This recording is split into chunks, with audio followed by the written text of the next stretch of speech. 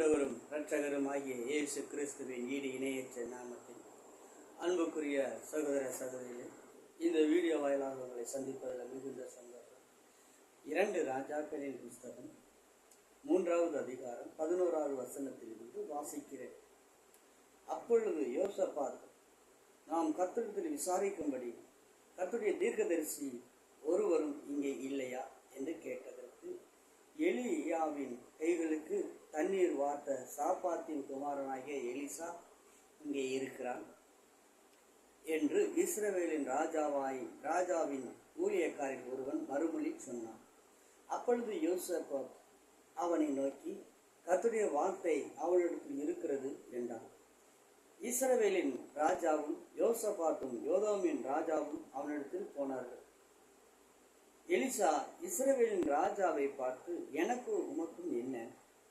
நீர் உம்முடைய தகப்பனின் தீர்க்கதரிசி இடத்திலும் உம்முடைய தாயாரின் தீர்க்கதரிசனத்திலும் போ. அதற்கு இஸ்ரவேல் ராஜா, அப்படி அல்ல, கர்த்தர் இந்த 3 ராஜாக்களையும் மோவாபியரின் கையில் ஒப்பு கொடுத்திருந்து வரவழைத்தார் என்றார். அதற்கு எலிசா, நான் யூதாவின் ராஜாவாய் யோசபாத்தின் முகத்தை பாராதென்றால் நான் உம்மை நோக்கவும் மாட்டேன், உம்மை பார்க்கவும் மாட்டேன் என்று சேனையின் கர்த்தருக்கு முன்பாக நிற்கிற நான் அவனுடைய ஜீவனை கொண்டு சொல்லுகிறேன். இப்போது ஒரு சுரமண்டல வாத்தியக்காரனை என்னிடத்தில் கொண்டு வாருங்கள் என்றார். சுரமண்டல வாத்தியக்காரன் வந்து வாசிக்கும் போது கர்த்தருடைய கரம் அவன் மேல் இறங்கி அவன் கர்த்தர் உரைக்கிறது என்னவென்றால், இந்த பள்ளத்தாக்கிலே எங்கும் வாய்க்கால்களை வெட்டுங்கள். நீங்கள் காற்றையும் காண மாட்டீர்கள், மலையையும் காண மாட்டீர்கள். ஆனால் நீங்களும் உங்கள் ஆடு மாடுகளும் உங்கள் மிருக ஜீவன்களும் குடிக்கும்படி இந்த பள்ளத்தாக்கு தண்ணீரால் நிரப்பப்படும் என்று கர்த்தர் சொல்கிறார். இது கர்த்தரின் பார்வைக்கு ஆகாத காரியம். மோவாபியரும் உங்கள் கையிலே ஒப்பு கொடுப்பார். நீங்கள் சகல கோட்டைகளிலும் சகல சிறந்த பட்டணங்களின் தகர்த்து நல்ல மரங்களை வெட்டி நீரூற்றுகளை எல்லாம் தூர்த்து நல்ல நிலங்களை எல்லாம் கல்மேடாக்கி கெடுப்பீர்கள் என்று. மறுநாளே காலமே பள்ளி செலுத்தப்படும் நேரத்தில் இதோ தண்ணீர் ஏதோ தேசத்தின் வழியால் வந்ததினால் தேசம் தண்ணீரால் நிரம்பிச்சு. ஆம், அன்புக்குரிய சகோதர சகோதரிகளே, இந்த வாசித்த இந்த வேத பகுதியில் 2 ராஜாக்களின் புஸ்தகம் 3வது அதிகாரத்தில் இருந்து வாசித்த இந்த வசனத்தை தியானிக்க போகிறோம். இந்த எலியாவின் வேலைக்காரன் எலிசாவினுடைய கைகளுக்கு தண்ணீர் வார்த்த ஈவனிடத்தில் கர்த்தருடைய வார்த்தை இருக்கும் என்று நம்பி யோசபாத் என்கிற ராஜா வருகிறான். ஆம், அன்புக்குரிய ஒரு ஊழியக்காரனுக்கு கீழ் அடங்கி இருக்கும் ஒரு மனிதனுக்கு கர்த்தர் அவனுக்கு கொடுக்கப்பட்ட அபிஷேகத்தை கொடுத்திருக்கிறார் என்கிற அறிவு இந்த யோசபாத் ராஜாவுக்கு இருந்ததினால் அந்த தீர்க்கதரிசனத்தில் போய் விசாரிக்கிறான். விசாரிக்கும் பொழுது, நாங்கள் தண்ணீர் கிடையாமல் இந்த மோவாபியனுடைய ராஜாவினுடைய கைக்கு விழும்படி நாங்கள் இந்த வனாந்தரத்தில் சுற்றித் திரிகிறோம் என்று சொல்லுகிறான். அப்பொழுது தீர்க்கதரிசி சொல்லுகிறான், சுரமண்டலத்தை வாசிக்கும் ஒருவனை என்னிடத்தில் கொண்டு வாருங்கள் என்று சொல்லுகிறான். அப்படி கொண்டு வருகிற வேளையில் அவன் சுரமண்டலத்தை எடுத்து வாசிக்கையில் கர்த்தருடைய ஆவி அவன் மேல் இறங்கினது. கர்த்தருடைய ஆவி அவன் மேல் இறங்கின வேளையில அவன் தீர்க்கதரிசனத்தை எடுத்து உரைக்க ஆரம்பிக்கிறான். வனாந்தரமான இடம், வனாந்தரத்துல வாய்க்கால்களை உண்டு பண்ணுங்கள், பள்ளங்களை உண்டு பண்ணுங்கள் என்று சொல்லுவான். இந்த இடத்துல நீரூற்றும் இல்லை. நீரூற்று இருந்தால் அந்த நீரூற்றை தோண்டி இங்கே கொண்டு வாருங்கள் என்று சொல்லலாம்.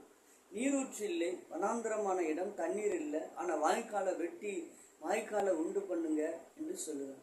அதே போல் வாய்க்காலை உண்டு பண்ணின வேளையில் அங்கு அந்த பள்ளங்கள் நிரம்பப்பட்டது. கர்த்தருடைய வார்த்தையின்படியே அவர்கள் தோல்வியான நேரத்தில் யோசபாத் கர்த்தரை தேடி கர்த்தருடைய வார்த்தையை வந்ததினால் அங்கு கர்த்தர் அவனோடு கூட பேசினார். இந்த எலிசாவின் தீர்க்கதரிசியை கொண்டு கர்த்தர் அவனுக்கு காரியங்களை வைக்க பண்ணினார். ஆம் அன்புக்குரிய சகோதரனே சகோதரியே, இதே போல் நீயும் வனாந்தரமான இடத்தில் நின்று கொண்டு தோல்வி பயத்தில் நின்று கொண்டு இருக்கிறாயா? கலங்காதி, திகைக்காத. கர்த்தருடைய ஆவியானவர் உண்மையில் இறங்குவார். அங்கு ஆவியானவர் உன்னுடைய வாழ்க்கையை சீர்படுத்துவார். உன்னுடைய வறண்டு போன இடத்துல தண்ணீர், அங்கு தீர்க்கதரிசி சொல்கிறான், நீங்கள் காற்றையும் காண மாட்டீர்கள், மழையையும் காண மாட்டீர்கள். அப்போ எப்படி ஐயா இந்த பள்ளத்தாக்குக்கு தண்ணீர் வரும்? இதுதான் வேதவசனம். அவன் சொல்றான், இது அற்ப காரியம். இந்த வனாந்தரமான இடத்திற்கு தண்ணீர் எப்படி வரும் என்றால், இது கர்த்தருடைய பார்வைக்கு இது அற்பமான காரியம். ஆம், இன்றைக்கும் நீ சோர்வோடு காணப்பட்டு இருக்கிறாயா? திகைக்க வேண்டாம். இன்றைக்கு நான் என்ன செய்வேன், நாளைக்கு நான் என்ன செய்வேன் என்று சொல்லி திகைத்து போய் நிற்கிறாயா? கலங்காத. இது தேவனுடைய பார்வைக்கு அற்ப காரியம். தேவன் சொல்லுகிறார், இயேசு சொல்லுகிறார், புல்ல பார்த்தையா, அதற்கு ஒரு நாள் பூத்து மறுநாள் வாடி போகும் புல்லுக்கே தேவன் விதமாய் கொடுத்து வைத்துவாரானால் மனிதன் எம்மாத்திரம், எவ்வளவு தூரம் விசேஷித்தவன். காக்கையை பார், அதை போஷிக்கிறார் என்றெல்லாம் விவரிக்கிறார் நம் தேவனாய் இயேசு. ஆம் அன்புக்குரிய சகோதரனே, இவர்களும் வனாந்தரத்தில் நின்று தண்ணீருக்காக ஏங்கிக் கொண்டு தவித்து கொண்டு இருக்கிற வேளையில் அப்பொழுது கர்த்தருடைய வார்த்தையை தேடினார்கள். அப்பொழுது கர்த்தரை வார்த்தையை தேடினபடினால் தீர்க்கதரிசி எலிசாவை கொண்டு கர்த்தர் பேசினார். ஆம், இந்த தீர்க்கதரிசிக்கு எப்படிப்பட்டதான அபிஷேகம், காரியங்கள் என்ன என்றால், எலியாவுக்கு இவன் கீழ்ப்படிந்து முற்று முடிய கீழ்ப்படிந்து நடந்தான். எலியா என்ன சொல்றானோ அவனை விடாபிடியாக பின்பற்றி கொண்டே இருந்தான். அவன் இவனை எப்படியாகிலும் கைவிட வேண்டும் என்று சொல்லுகிறான். நான் கர்த்தர் என்னை எரிகோவுக்கு போகச் சொல்கிறார் என்று இவன் சொல்லுகிறான், நான் பின்னே வருவேன். இப்பொழுது கர்த்தர் என்னை யோர்தானுக்கு போகச் சொல்கிறார், அங்கேயும் வருவேன் என்று சொல்கிறான். இப்படி அலன்னு சொல்லி அலைய வைத்து இவனை பின்வாங்கி போக வைக்க இந்த எலியா இவனுக்கு சோதனை. எலியா மூலியமாக இந்த ரெட்டிப்பான ஆசீர்வாதம், எனக்கு 2 மடங்கு ரெட்டிப்பான ஆசீர்வாதம் வேண்டும் என்று சொல்லி விடாபிடியாக நின்ற இந்த எலிசாவை கொண்டு அப்படிப்பட்டதன இரட்டிப்பான வரத்தை செயல்பட வைத்தார். ஆம் அன்புக்குரிய சகோதரனே சகோதரியே, இப்படி விடாபிடியாக எலியா தீர்க்கதரிசி விடாபிடியாக இவன் பிடித்து கொண்டபடியினால் எலியா செய்த காரியங்களை விட இவன் 2 மடங்காக அற்புதங்களை செய்கிறான். அது காரியத்தின் வசனங்களில் பார்க்கும் பொழுது அந்த மோவாப் தேசத்தை முறியடிக்க முடியல. அவங்க கையில விழுற அளவுல இருக்கு, தோல்வியில இருக்கு. ஆனா கர்த்தருடைய தீர்க்கதரிசி இவனை கொண்டு, எலிசாவை கொண்டு தேவன் கிரியை செய்கிறார். ஆனால் இவனுக்கு பின்னதாக வந்த கேயாசை பார்ப்போமானால், கேயாஸ் உலக பொருள் மேல் ஆசை வைத்து இவனை உண்மையாக பின்பற்றி போகாமல் நாகமானுக்கு கொண்டு வந்த பொருள் மேல இவன் ஆசை வைத்தான் கேயாஸ். கடைசியில கேயாசிக்கு குஷ்டரோகியாக இந்த எலிசாவின் மரத்தை போல இவன் 5 மடங்கு அந்த 5 மடங்கான வரத்தை இவன் பெற்றுக்கொள்ள வேண்டும். ஆனால் கேயாசோ 5 மடங்கு ஆசீர்வாதத்தை காட்டிலும் குஷ்டரோகியாக மாறினான். கர்த்தருடைய சமூகத்தை விட்டு விலக்கி போடப்பட்டான். ஆம் அன்புக்குரிய சகோதரனை சகோதரியை, கேயாசை பார்க்கிறோம். அடுத்த பகுதியில் பார்க்கும் பொழுது கேயாசு இவனுக்கு வேலைக்காரனாக வருகிறான். ஆனால் இவனைப் போல் அவன் அல்ல. இவன் முற்றுமுடிய எல்லாவற்றையும், எலியா சொல்றான், எல்லாவற்றையும் விட்டு இவன் சால்வை இவன் மேல போட்ட உடனே இவன் எல்லாவற்றையும் ஏர் மாடுகளை அடித்து ஏர் முட்டுகளை உடைத்து சமைத்து எல்லாத்துக்கும் கொடுத்து இவன் என்ன செய்கிறான்? வருகிறான். அன்புக்குரிய சகோதரனே, சகோதரியே, இதே போல கர்த்தர் உன்னை அழைக்கும் பொழுது இந்த அழைப்பின் சத்தத்தை நீ கேட்டு வந்தாயானால், அழைத்து அவரில் நிலைத்திருப்பாயானால், எலியாவுக்கு கொடுத்த அந்த 2 மடங்கான அந்த வரத்துல 2 மடங்கா இவனுக்கு இருந்தது. எலியாவை விட தேவன் இவனை 2 மடங்காக வழி நடத்தினார். இவன் மரித்து 1 வருஷம் ஆயிடுச்சு. எலிசா மரித்து. ஆனா மரித்த பின்பு அவனுடைய எலும்பை கொண்டு கர்த்தர் அற்புதங்களை செய்கிறார். மரித்தவன் இவனுடைய பிரேத குழியில் கொண்டு வந்து பிதைக்கும் பொழுது அவனுடைய எலும்பு பட்டதினால் மரித்தவன் உயிரோடு எழுப்பினான்.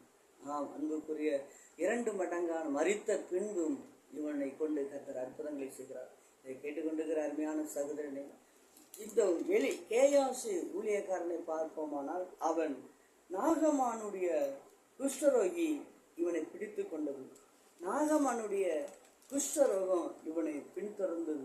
அன்புக்குரிய சகோதரனே, சகோதரியே, நாகமானை பின்தொடர்ந்து போய் 5வது அதிகாரத்தில் 21வது வசனம், நாகமானை பின்தொடர்ந்து அவன் பிறகே ஓடி நாகமான் கண்டபோது அவனுக்கு எதிர்கொண்டு போக ரதத்திலிருந்து குதித்து சுக செய்தியா என்று கேட்டான். அதற்கு அவன், சுக செய்தி தான், தீர்க்கதரிசியில் புத்திர 2 வாலிபர்கள் இப்பொழுதுதான் வந்தான் எப்பிரேம் மலை தேசத்திலிருந்து என்னிடத்தில் வந்தார்கள். அவர்களுக்கு ஒரு தாளந்து வெள்ளியும் 2 மாட்டு வஸ்திரங்களையும் தர வேண்டும் என்று கேட்க என் எஜமான அனுப்பினார் என்று சொல்றான். இவன் பிறகே போய் இவன் பொருள் மேல் ஆசை வைத்தான். அன்புக்குரிய சகோதரனே, இவனோ எலிசாவோ அந்த வரத்தின் மேல் ஆவல் கொண்டிருந்தான். தேவன் கொடுக்கிற அந்த ஆசீர்வாதத்தின் மேல, அந்த பரிசுத்த ஆவின் மேல அவன் கொண்டதுனால எலியாவுக்கு அடுத்து எலிசா அந்த வார்த்தை இருந்தது. ஆனா எலிசாவுக்கு அடுத்து கேயாசுக்கு அந்த கர்த்தருடைய வார்த்தை இருக்க வேண்டும். ஆனால் அங்கே இல்லை. அவனுக்கு வார்த்தை இருப்பதை காட்டிலும் குஷ்டரோகம் தான் இருந்தது. இவனும் இதை போல் ஒரு வல்லமுள்ள ஊழியக்காரனாக மாற வேண்டும் கேயாசு. ஆனால் கேயாசு வல்லமுள்ள ஊழியக்காரனாய் மாறுவதற்கு பதில் கர்த்தருடைய ஆலயத்தை விட்டு புறம்பாக கடந்து போக வேண்டிய சூழ்நிலை ஆகிவிட்டது. காரணம் என்ன என்றால், இவன் உலக பொருள் மேல் ஆசை வைத்தபடினான். இன்றைக்கும் அருமையான சகோதரனே, சகோதரியே, நீ உலகத்தின் மேல் கவனம் வைத்து உலக பொருள் மேல் ஆசை வைத்து அதுக்கு பின்னால போவாயானால் தேவ ஆசீர்வாதத்துக்கு இழந்து நிற்பாய். தேவனுடைய சத்தத்துக்கு கீழ்ப்பிடிந்து அவருடைய வார்த்தைக்கு கேட்டு வனாந்தரமான இடத்திலையும் கர்த்தருடைய ஆலோசனை என்ன என்று கேட்டு அதன்படி நீ நடப்பாயானால் கர்த்தர் உன்னை கொண்டு பெரிய காரியங்களை செய்ய அவர் வல்லமுள்ளவர். அன்புக்குரிய சகோதரனே, சகோதரியே, அவர் இப்போ எலியாவை போல எலிசா 2 மடங்கான காரியங்களை செய்தான். இதே போல இவனுக்கு தண்ணீர் வார்த்த கேயாசு இதே போல 5 மடங்கு காரியங்களை பெற்றுக்கொள்ள வேண்டும். ஆனால் 5 மடங்கு காரியத்தை பெற்றுக்கொள்வதை விட்டு இவன் குஷ்டரோகியாக மாறினான். அன்புக்குரிய குஷ்டரோகியாய் மாறினா மாத்திரமல்ல, எலிசா செய்த அற்புதங்களை சொல்லத்தக்கவனாய் தான் மட்டும் மாறினானே தவிர, ஆனால் எலிசா செய்த அற்புதங்களில் ஒன்றையும் அவன் செய்யவில்லை, சொல்ல முடியவில்லை. கர்த்தருடைய ஆலயத்துக்கு புறம்பாக மாற்றப்பட்டான். இதே போல உலக ஆசை, உலக சிற்றின்பம் இவையில் மேல் நீ கவனம் வைத்து அவையில் மேல் பின் வைத்து போவீர்களானால் நீ தேவனுடைய ஆசீர்வாதத்தை பெற்றுக்கொள்ள முடியாது. இந்த இடத்துல பார்க்கிறோம், நீங்கள் காற்றையும் காண மாட்டீர்கள், மலையையும் காண மாட்டீர்கள், ஆனால் இந்த பள்ளத்தாக்கு தண்ணீரால் நிரப்பப்படும் என்று ஆண்டவர் சொல்லுகிறார். இது கர்த்தருடைய பார்வைக்கு இது ஆகாத அற்ப காரியம் என்று சொல்லுகிறார். அன்புக்குரிய சகோதரரே சகோதரி, அதே போல அந்த பள்ளத்தாக்கு தண்ணீரால் நிரப்பப்பட்டது.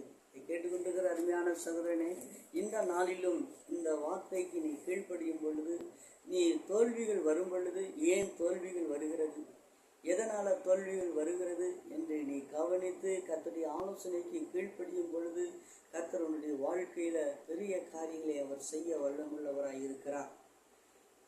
அவர் சொல்லுகிறான், நாகமானுடைய குஷ்டத்தை சுமந்தவனத்தான் போனானே தவிர கேயாசோ, ஆனால் சாபத்துக்கு ஊடாக மாறினானே தவிர ஆசீர்வாதத்துக்கு ஊடாக மாறவில்லை. இதை கேட்டுக்கொண்டிருக்கிற அருமையான சகோதரனே சகோதரியே, இந்த நாளிலும் இந்த எலிசா சொல்லுகிறான், தீர்க்கதரிசிகளின் புத்திர எலிசாவை நோக்கி, இதோ நாங்கள் உங்களுடன் குடியிருக்கிற இடம் எங்களுக்கு நெருக்கமாக இருக்கிறது, நாங்கள் என்ன செய்ய என்று ஒவ்வொரு காரியமாக சொல்ல சொல்ல கர்த்தருடைய வார்த்தை இவனுக்குள் இருந்து வருகிறது.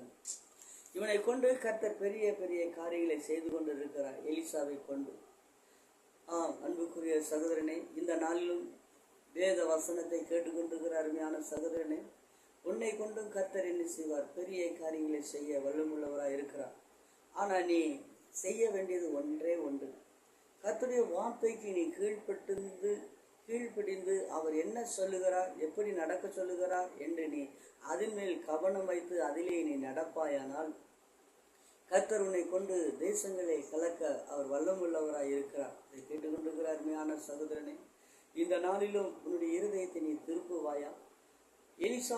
எலியாவினுடைய ஆவி எலிசாவினிடத்தில் இருந்தது. எலிசாவினுடைய ஆவி கேயாசின் மேல் இருக்க வேண்டும், ஆனால் இந்த கேயாசின் மேல் இருக்கவில்லை. ஆனால் ஆவிக்கு பதில் அவனுக்கு நாகமானுடைய குஷ்டரோகமே அவனுக்கு கடந்து வந்தது.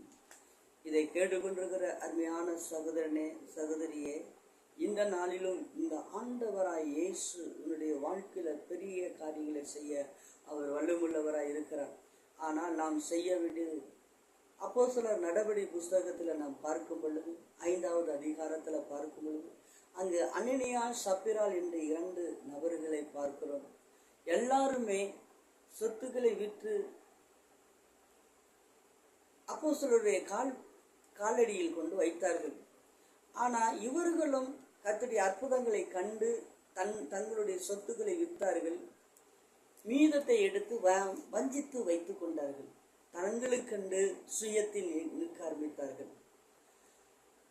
சுயத்தில் நின்றபடியினாலே அங்கு அவர்கள் ஆசீர்வாதத்துக்கு பதில் மரணத்தை எடுத்துக்கொண்டார்கள். உடனே அவர்கள் கர்த்தருடைய சமூகத்தில் தன்னுடைய சுயத்தில் அவர்கள் நின்றபடினால் அவருடைய வாழ்க்கையில் வந்தது பொய்.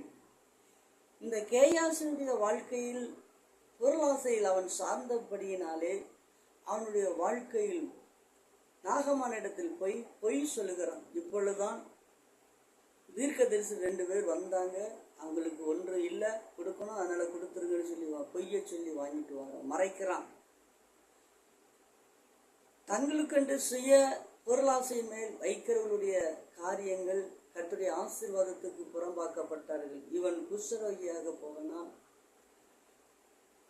அதேபடி அப்போஸ்தலர் நடபடி புஸ்தகம் அனனியா சப்பிரால் 2 பேரும் தங்களுடைய ஆஸ்தியை விற்றார்கள்.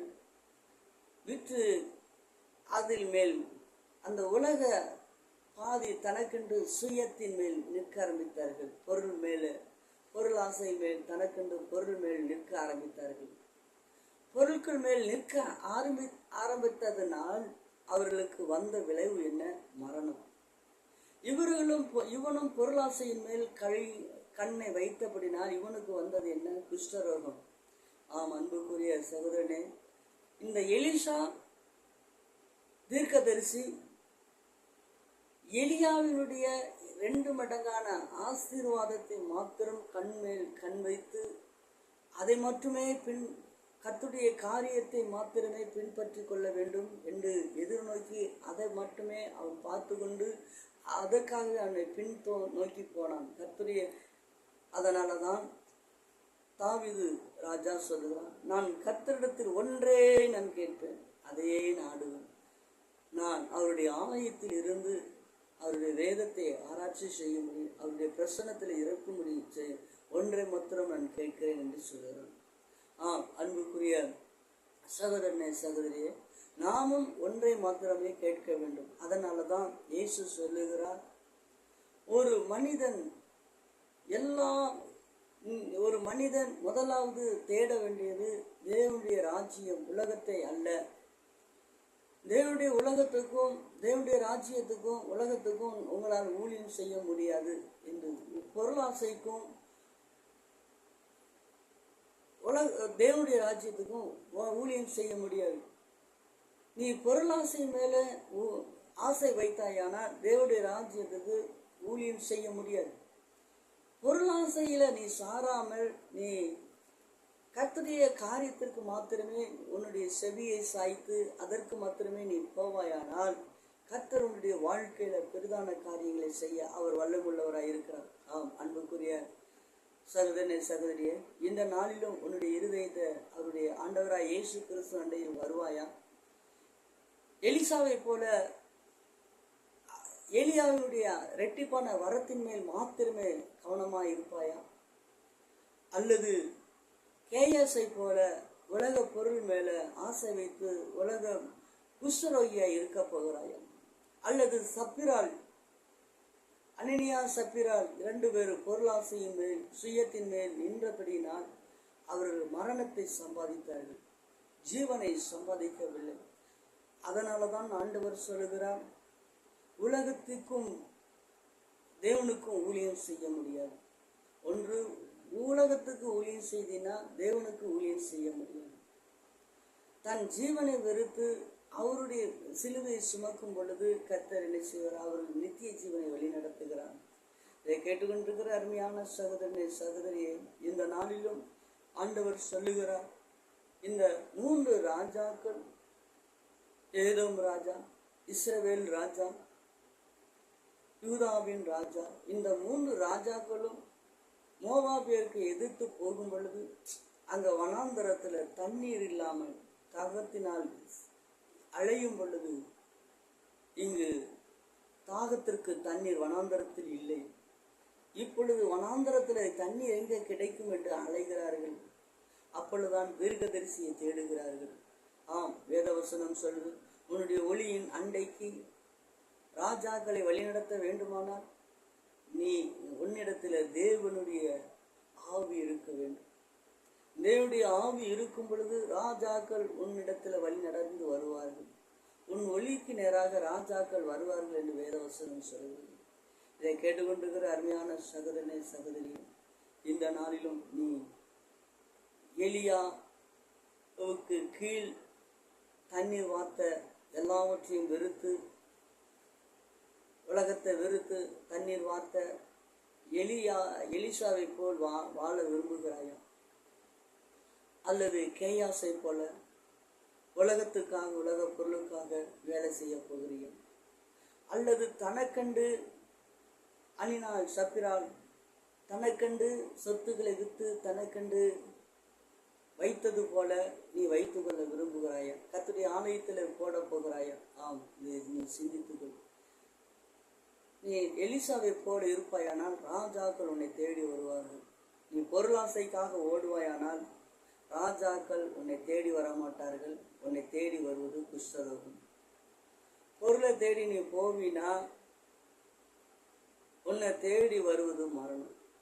அன்புக்குரியவர்களே, ஆண்டவர் அதான் சொல்கிறார், நீ காற்றையும் காண மாட்டீர்கள், மழையையும் காண மாட்டீர்கள்.